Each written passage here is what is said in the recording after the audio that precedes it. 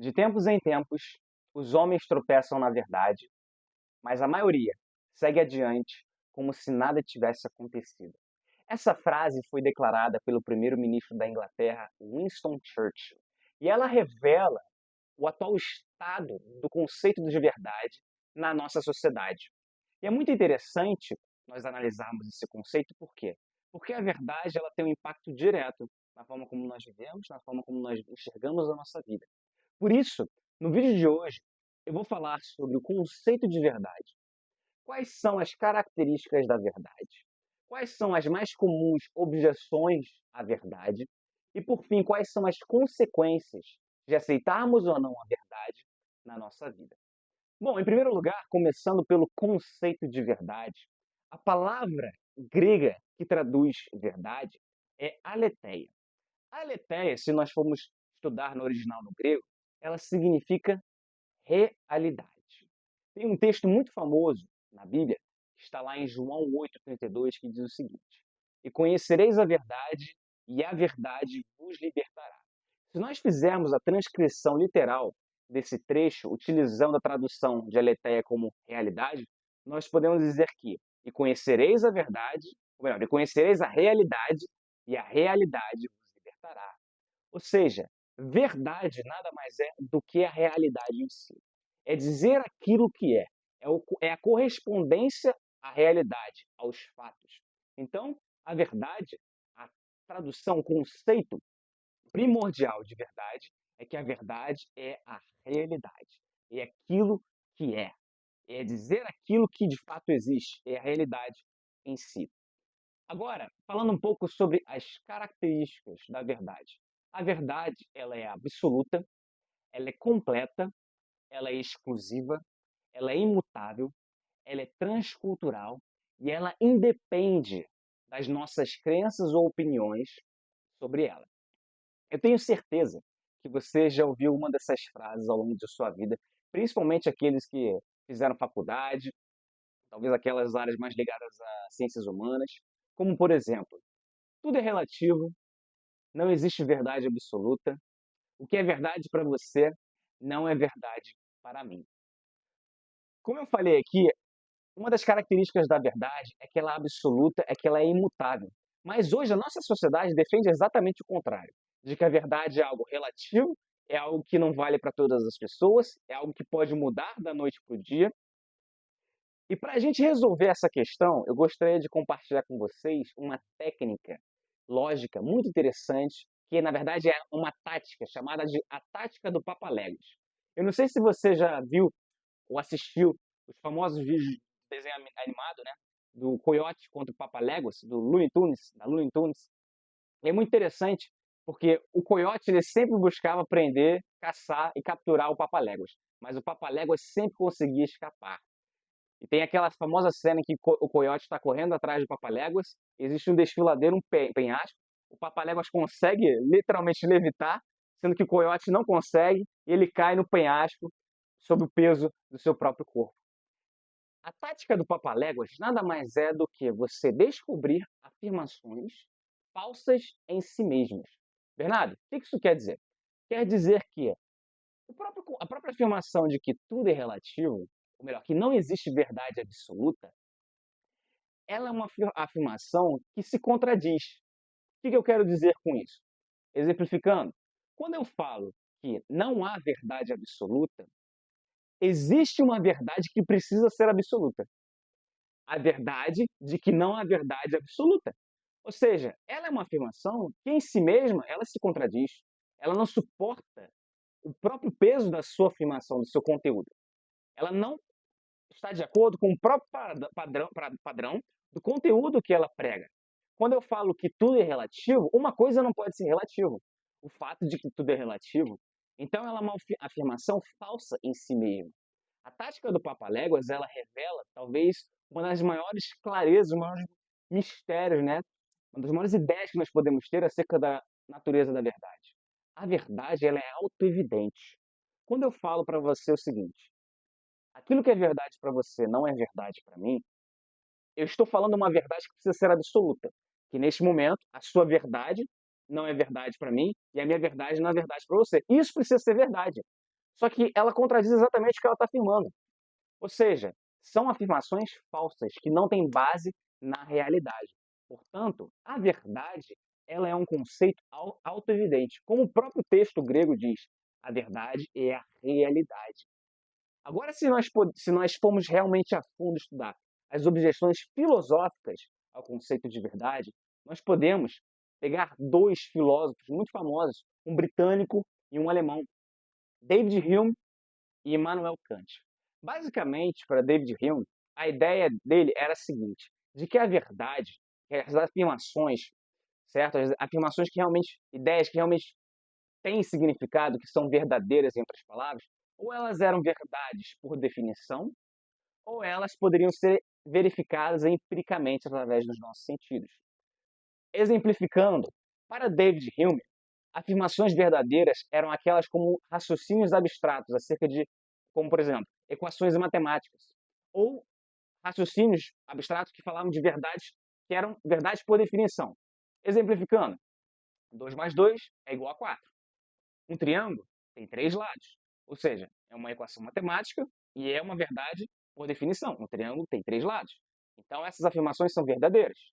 O segundo tipo de afirmação verdadeira para David Hume eram afirmações que poderiam ser verificadas empiricamente, através do empirismo. Ou seja, afirmações metafísicas acerca da realidade de Deus, da transcendentalidade de Deus, elas não faziam sentido.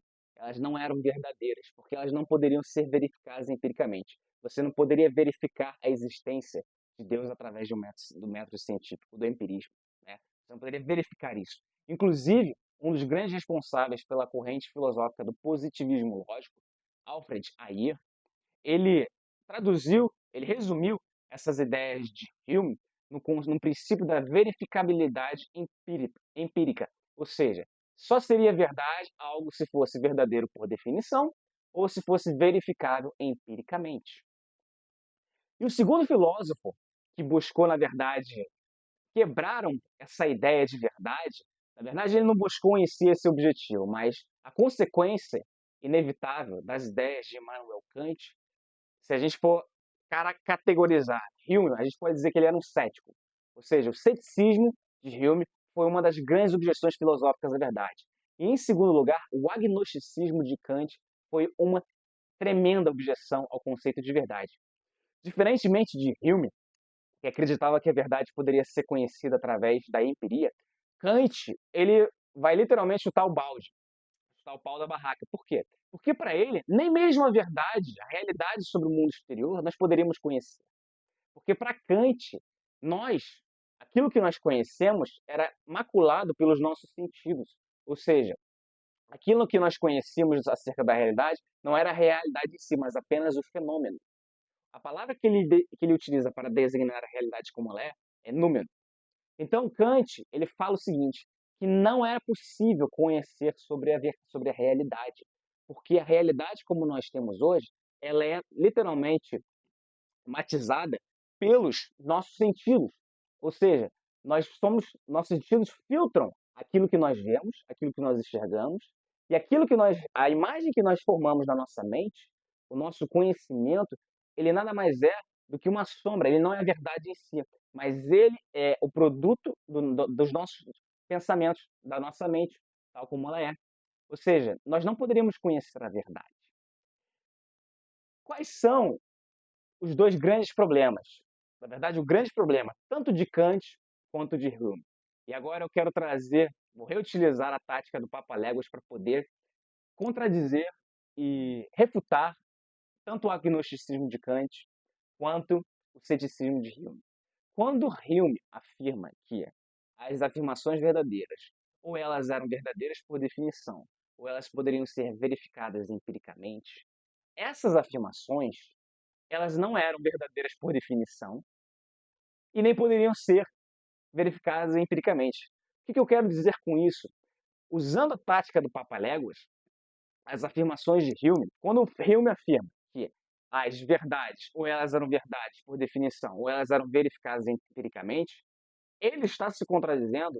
A própria afirmação ela é falsa em si mesma, porque ela não poderia ser verificada empiricamente.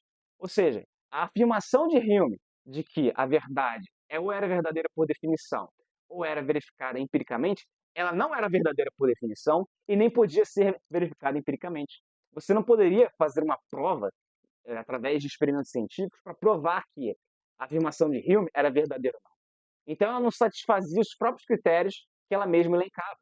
Pegando, por exemplo, agora a questão de Kant, do agnosticismo de Kant, quando ele diz que nada sobre sobre a realidade poderia ser conhecida, a verdadeira natureza da realidade, para ele dizer isso, existe uma verdade por detrás, de que nada pode ser conhecido. Agora, quando ele diz que nada pode ser conhecido, ele está invariavelmente afirmando um conhecimento sobre algo. O que ele conhece de fato? Ele conhece a verdade de que nada pode ser conhecido sobre a verdade. Ou seja, não faz o menor sentido.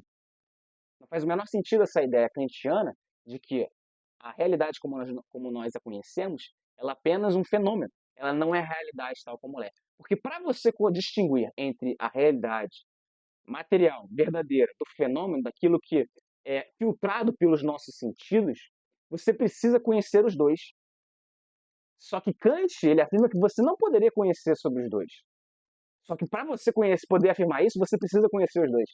Entende? Então, se a gente for analisar de fato de verdade, a realidade pode sim ser conhecida. Porque se você não consegue fazer distinção entre o fenômeno e a realidade, é muito mais fácil você acreditar, né, você entender que a verdade é sim de fato isso. De fato, aquilo que você enxerga é a realidade tal como ela é. Por exemplo, a árvore que você enxerga quando você vai ao parque, ela não é apenas um fenômeno, uma sombra filtrada pelos seus sentidos. Não, ela é uma árvore verdadeira que você consegue enxergar, tocar, porque ela é uma realidade, porque ela é verdade, certo?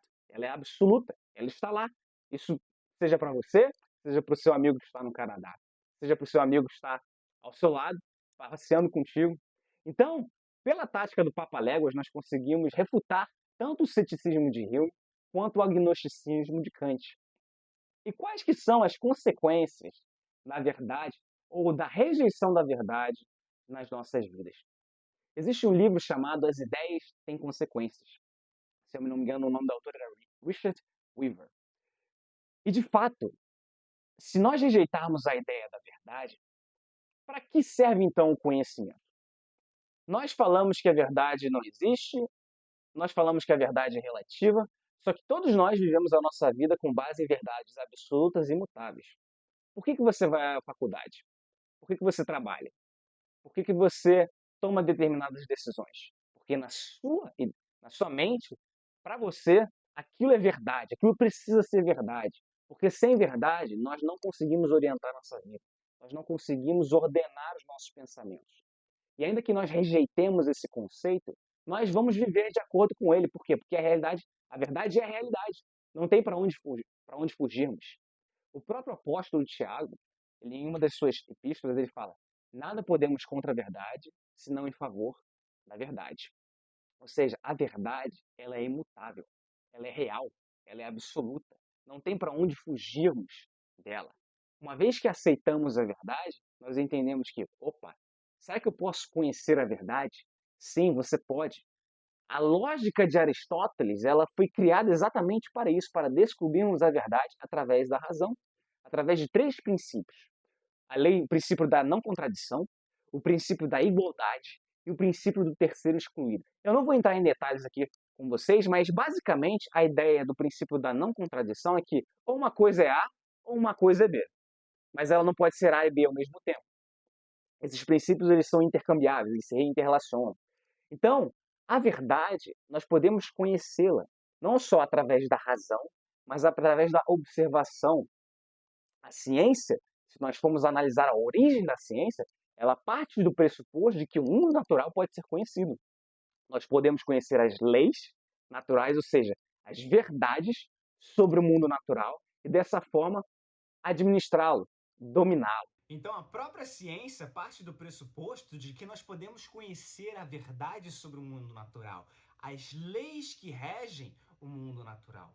Ou seja, meus amigos, não tem para onde fugirmos. A verdade, ela existe, ela é real, ou seja, é uma redundância se a gente for falar dessa forma, mas Que verdade é a maior verdade que nós podemos conhecer? A única verdade, a verdade absoluta, completa, imortal.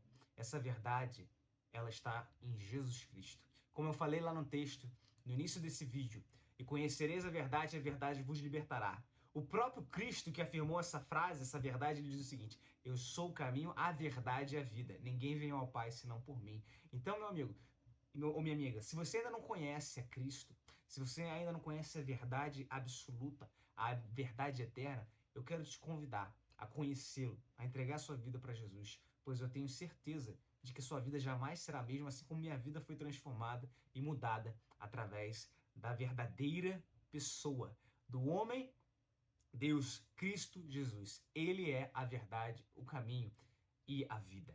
Que Deus te abençoe. Não se esqueça de se inscrever no canal, de curtir esse vídeo, de compartilhar e comentar. Deixar os seus comentários sobre o que você achou. Você concorda com a minha visão de que a verdade existe ou não? Não concorda? Deixa aí nos comentários qual é a sua opinião, sua perspectiva acerca do tema do vídeo de hoje. Mais uma vez, que Deus te abençoe. Também não se esqueça de ativar as notificações para que você possa receber os próximos vídeos do canal. Tamo junto!